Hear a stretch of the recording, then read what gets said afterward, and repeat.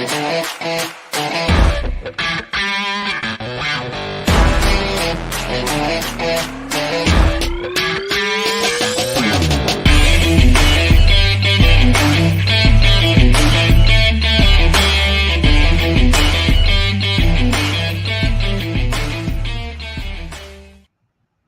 friends, welcome back to Live at the Roxy. Let me, instead of sip tea, rip tea. Sounds like I planned to say that for the start of the show, but it really did not. I just noticed as we were starting, I had not put my tea bag in my teacup. Punny.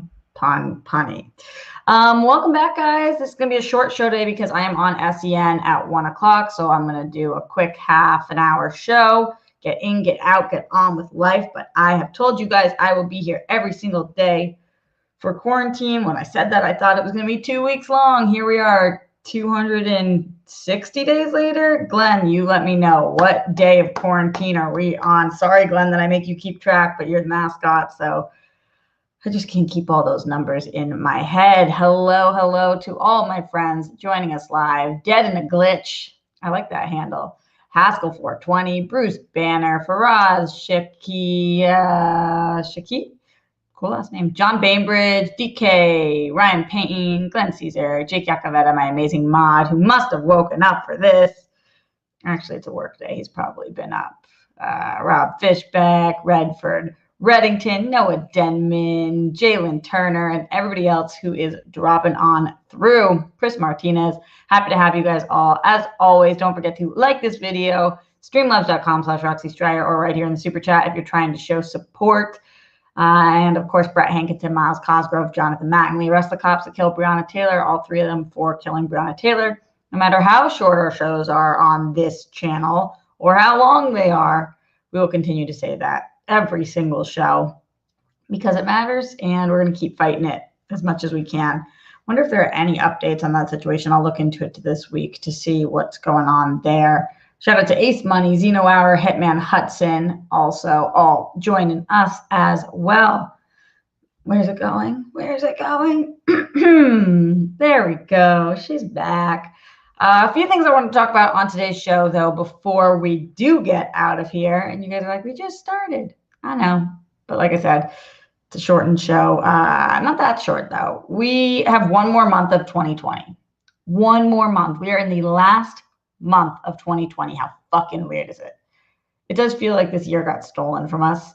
And we're going to have to do everything we can to not be it's not vengeful about it, to not be bitter about that. It's going to be really hard moving forward when you have like a year of your life that was kind of taken. But there's a lot of ways to think about it so that it wasn't, and a lot of ways to grow and improve from this time. So we will talk about that.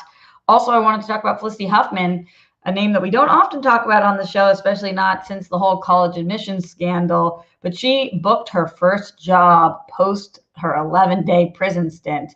It has been a year since she's been out of prison, a little over, and she finally has a new acting gig. And I want to know your guys' thoughts on that. Do we think it's right that she gets to go back to being an actress? Do you think that you'll watch the show? Are you interested in seeing what she has to do, say, all that stuff? We'll be breaking that down. And then I saw pretty upsetting news this morning about Laverne Cox. I listened to her Instagram live. She did a 11-minute video about her and a friend being attacked in Griffith Park that I had some thoughts on. So breaking that down as well. A couple more shout outs before I get into any of that, and then we'll look in the Streamlabs and the super chat. Thank you so much to Loudy Ferdinand for joining us, Danny Ramirez, and to Faraz, who says hi in the super chat. Thank you for being our first super chat of the day, Faraz. You're awesome. Look how cool Faraz's photo is, with his aviators and his button down. Frost the shit. It sounds like I'm being sarcastic, but I'm not. It's actually a dope photo. Just saying. All right. Let's go into the Streamlabs and see if anything is going on in here between yesterday's show and today's show. I know I'm going up at this earlier time. It's kind of been strange for some of you guys. It's been good for other of you guys, but I'm grateful for you guys joining me anyway, including my man, Glenn Caesar, in the Streamlabs, streamlabs.com/Roxy Stryer. Hello, Roxy. Oh, thank you so much, Glenn. Love you. Happy Giving Tuesday. What's Giving Tuesday? Did you make that up? As always, thanks for hanging out with us this afternoon/morning, especially with the busy day you've got coming up. Peace, love, bunnies, and hugs to you, RJ, and all the rock stars. #smash cancer. Once again, I hope that we can all find and feel some joy in each of our days, weeks, months, and years. I know it may be tough, but even if we're by ourselves, we're not alone. The rock stars and world friends communities will be there for you today and every day. Glenn, you're so sweet. Remember, everyone, you're kind, you're smart, you're important, you are worthy. Thanks again for being such an awesome, open-minded, and supportive group of friends. Stay awesome. #RockstarsBand. Roxy today is live at the Roxy Quarantine episode 261. Whoa, baby. So in 4 days, that means we'll be at 265, which is 100 days less than a year. I know that you guys know that's how math works, but that is some wild ass shit. Ain't that some shit? Crazy. Thank you, Jake, for throwing this in there, the link to the Streamlabs. And I hope you guys, after I'm live here, come join me over on SEN to talk other things. That's also the reason that I was like, okay, what things do I want to talk about on the show today? I know what we're talking about on SEN today, and I try not to hit you guys with the same exact show twice, like my same feelings twice. So we're going to be doing more nerd stuff over there. But today, you guys know, I like to talk about that real life shit. So Felicity Huffman, for those of you guys who forget, because there was a lot of names that were being thrown around, Felicity Huffman was involved in the college scandals. She was one of the people who, including her, Lori Loughlin, who were arrested for what they did, the college admission scandals, where they got their kids into college, wrongfully so, by essentially paying, lying, or making up those images for scholarships of them playing sports, all that stuff. It was a whole fucking to-do. I'm sure you guys remember it. And a lot of people thought that she should have had a longer sentence, and a lot of people thought that she would never work again. Both those things ended up not being true. A little over a year ago, she had an 11-day stint in prison. It was a very, very publicized deal, and now she has booked a full-blown new acting gig, not a small new acting gig, pretty large, substantial acting gig, and it is with ABC, which I believe is where Desperate Housewives was as well. ABC being a Disney property. That's fairly interesting. Oh, but I know that Desperate Housewives shot on the Universal lot. So, wonder, you guys correct me. It was Desperate Housewives, not ABC? You guys let me know. This is the situation. In the half-hour ABC comedy, Felicity Huffman will play the unlikely owner of a minor league baseball team that she inherited after her husband's death. The story is based on the life of Susan Savage, owner of the AAA Sacramento River Cats. Felicity Huffman will also serve as an executive producer on the single-camera show. I wonder if that has to do with how this all took place. Is she fronting a lot of money for this? Was she EPing it and able to cast herself? Did she cast herself and then they said, we need you to EP it? I'm just curious how all that went down. The LA Times further reports the Desperate Housewives actress was one of 33 parents, including Lori Loughlin, charged in a sweeping investigation into a scheme to help wealthy parents get their kids into college. So what do you guys think? Do you guys believe that she did the crime, she paid her time, and now she should be able to go back to performing? Do you guys believe that being a major A or B-list celebrity, an actor, a working actor, or an actress is a privilege, and that we don't like to see people who do shitty things work? So that should have been the end of her acting career, but you could still have seen her behind the camera, or still think she could have worked behind the camera? Or do you guys think that you're fine with this completely and that what she did wasn't that bad, or even if it was that bad, it's not our place to say that she can't have this type of job because it's completely unrelated? Really, really curious on your guys' opinion here. Spicy Sensei says she's got to pay all those legal fees somehow. Yeah, I think she's doing okay. I don't think that she's hurting too much. You know what's so interesting? And I forget about this all the time, and I don't know if you guys do. Felicity Huffman's husband, William H. Macy, clearly also was involved in this, and he stays straight up working. And we love William H. Macy, so she for sure got the short end of this stick. for sure got the short end of the stick in comparison to William H. Macy. I'm not saying compared to the rest of the people. Bruce says, honestly, I'm not surprised at all. She's rich and it's America. Yep, there's that. Hitman Hudson says she's creating her own work. Is that how it happened? I'm not sure. Ace Money says, I'm fine with her having a career post-prison. She committed a non-violent crime and did her time. I feel differently for crimes that hurt people, i.e. murder, rape, abuse, etc. I'm kind of in your boat as well, Ace Money. I am in a similar boat to you. Christian says, it sure is a privilege, but are you going to watch this show, guys? Let me know that. Send bunnies if you think you will check this show out. I have to be honest. I think I probably will. Bozzolini said she admitted to it and did her time. She should work. Okay. I think that's a very fair point of view. To be honest, doesn't matter to me either way. Totally indifferent, said Rob Fishbeck. I think a lot of people feel the same way Rob does. Just like, I don't give a shit about this person at all. Pink Sweet says, I don't care about her having a career. My issue is she didn't serve enough time. How much time, Pink Sweets, do you think would have been enough time for that crime? What should have the punishment been? Ben Holmes says, end of the day, if you do your punishment and time, you should have a right to be able to go back out there and work.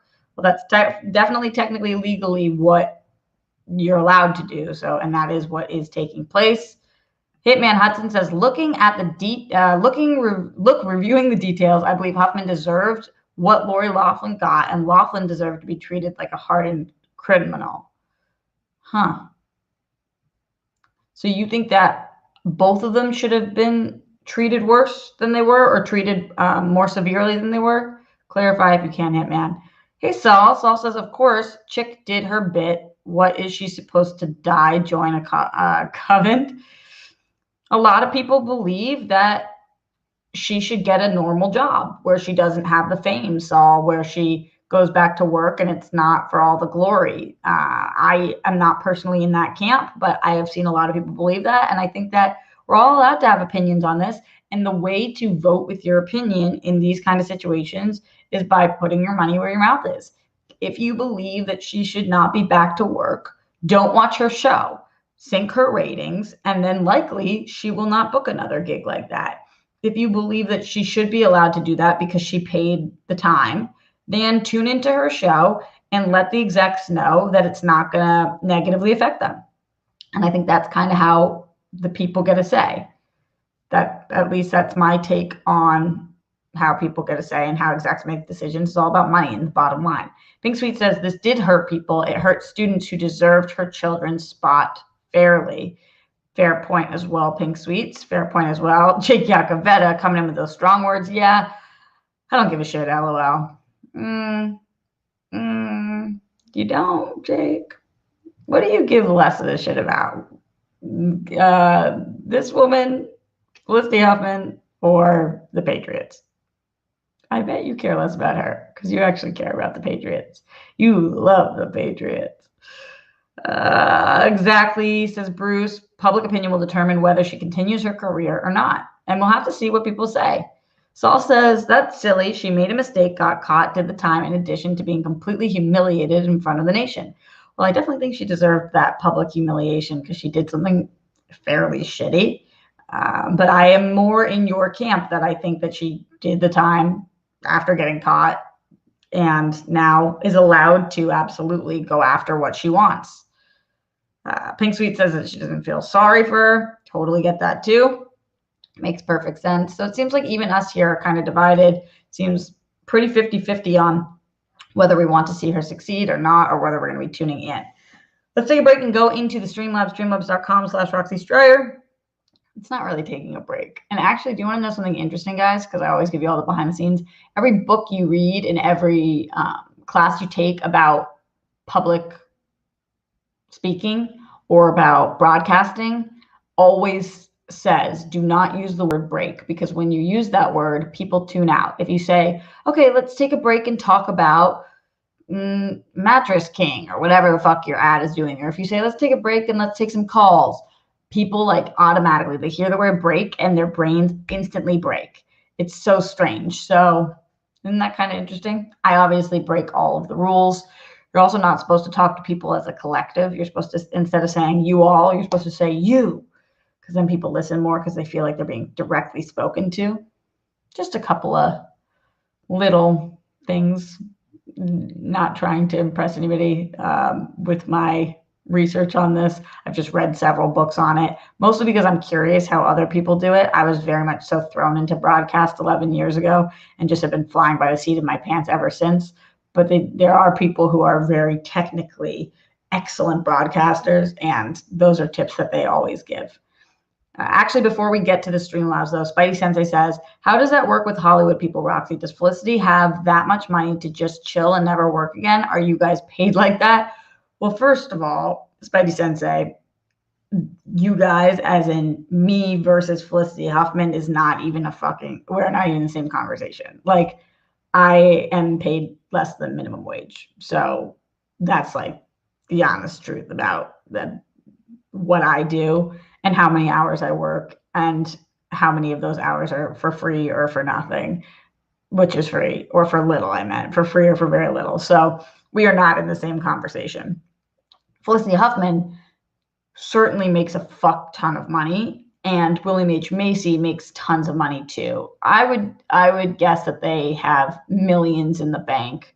I don't know how much this scandal cost them, but probably she couldn't not ever work again because of her lifestyle, her upkeep, her homes, her everything going on. But she could work behind the scenes. She could she could EP things. She could have just William H. Macy work. There are different things she could do. She's probably paid very, very well. I believe at the end of Desperate Housewives, they were each making almost $1 million an episode, all of the female leads. So that's just shows you that it depends how they spent their money, but fucking the two of them are two of the biggest TV stars of the last 10 years. So they definitely have some money in the bank. Shawty, what you think?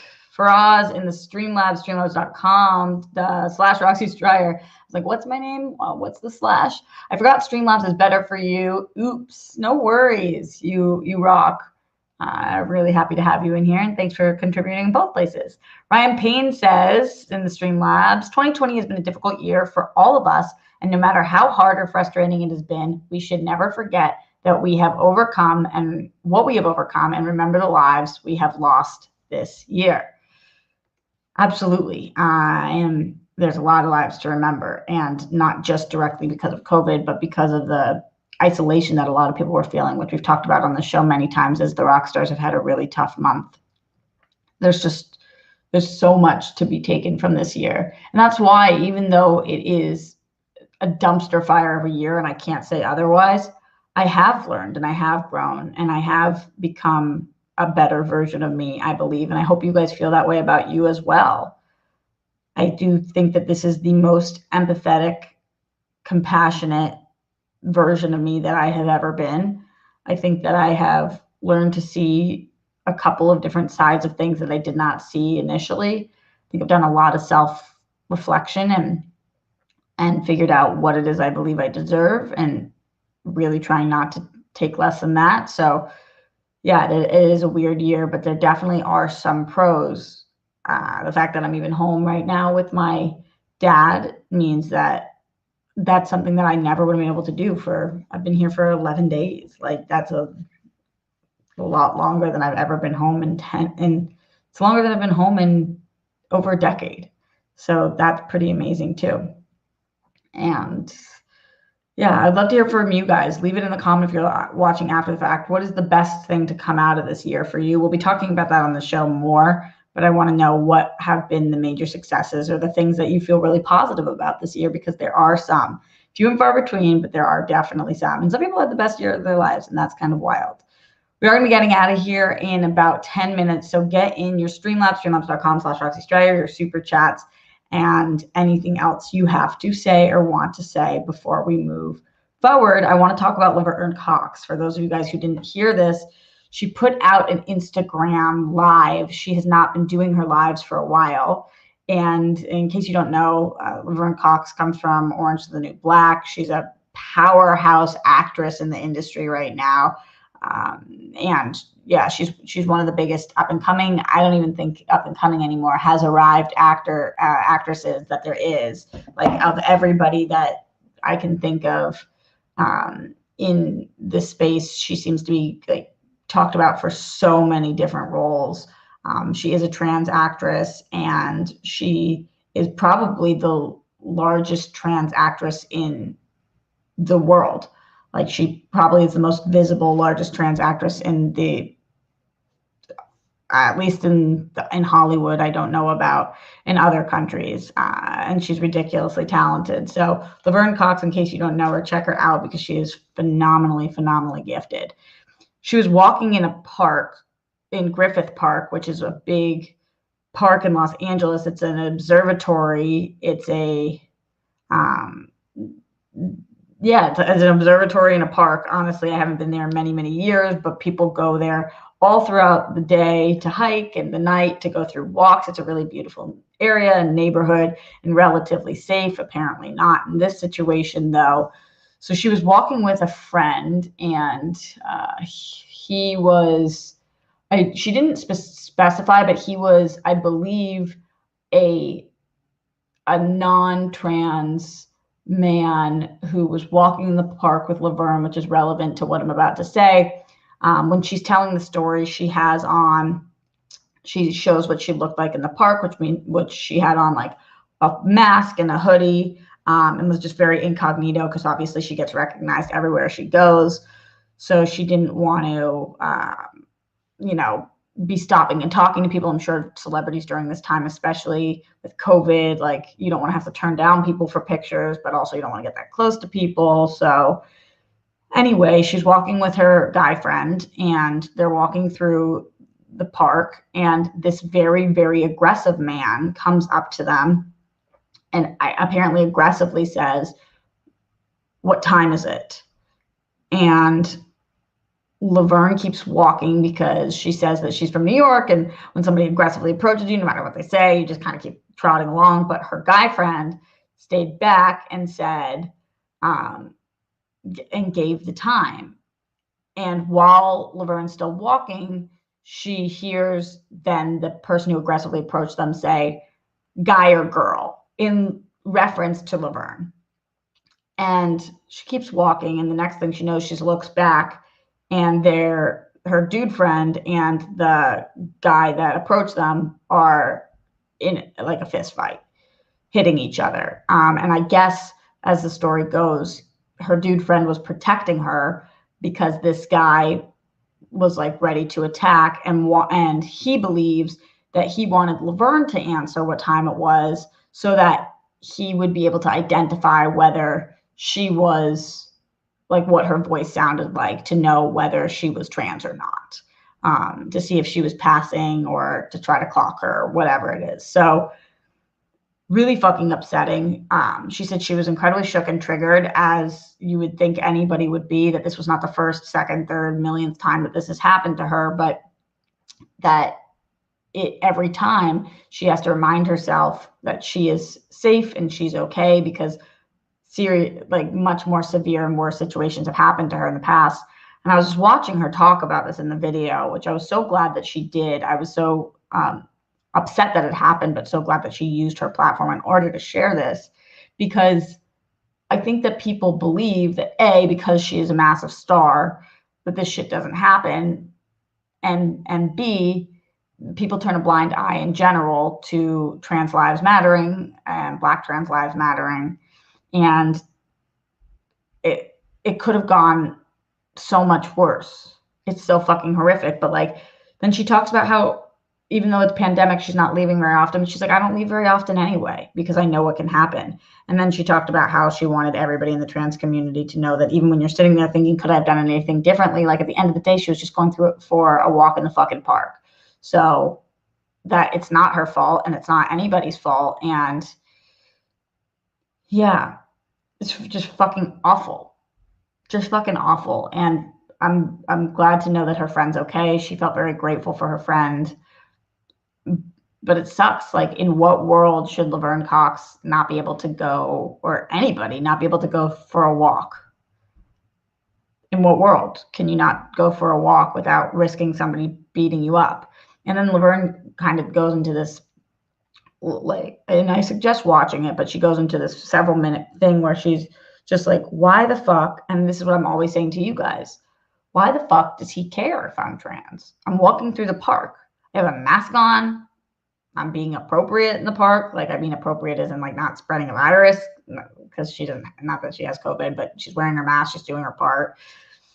Why the fuck does he care? Why does he care? Why does he care who I am, what I am? What the fuck does he care? Why does anybody care about that? So I wanted to share that. And the craziest thing to me also is that this is in Los Angeles. Los Angeles is one of the most liberal, accepting places in not just this country, in the world. This is in LA. Imagine what it's like in other fucking parts of the country to be trans. Like, so many trans people move to LA because it's safer, because it's more of a sanctuary, because there are more trans people and a bigger and better community. So fucking awful. Just fucking awful. I'm glad she's okay. And go check out the video so that you can educate yourselves if you're not already educated on the subject matter, because I'm always trying to educate myself more too. I have several trans friends, and I try not to ask too many questions, similarly to when we had a lot of our Black friends on earlier in the year who were talking about BLM and like feeling so overwhelmed that they don't want to be like asked questions all the time. They want us to try to educate ourselves. And I think the same thing about a lot of my trans friends. It must be fucking frustrating to be asked so many questions about what's happened in their lives and how best to support and how to whatever. So I try to listen to stories like these to see if there are any tips and tricks and advice that a lot of people can give us that are trans that will make me know how to best support people during this time. And it sounds like her friend did a really great job of protecting her. And it sucks that he had to. And it sucks the world's like this, but I was glad that she talked about it. And it's important that she does, because she has the biggest platform of probably, I don't know of a more famous trans person than Laverne Cox. You guys correct me if you think I'm wrong.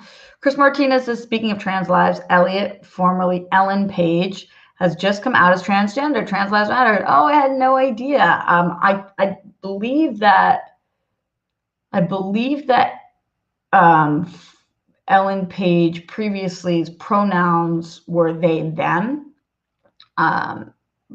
But interesting. And now I wonder what Elliot's pronouns are now. I didn't even see that. Chris Martinez, thanks for educating us. See, it's all about education. And that's great. And I wonder what that will look like for Elliot's Hollywood career. And that's kind of exciting to see where Elliot goes from here. Yeah. All right, I do have to get to SEN very, very soon. So looking to see if we have any last minute things going on in the Streamlabs. And yes, we do. Glenn Caesar says, no, RJ, I didn't make it up. Giving Tuesday refers to the Tuesday after Thanksgiving in the United States. It is touted as a global generosity movement, unleashing the power of people and organizations to transform their communities and the world. Well, I'm glad to hear that. I really need Giving Tuesday after yesterday was Cyber Monday, and I did all of my present shopping for, well, not all of it, but I got gifts for my brother and for my sister, and still figuring out what to do for my dad.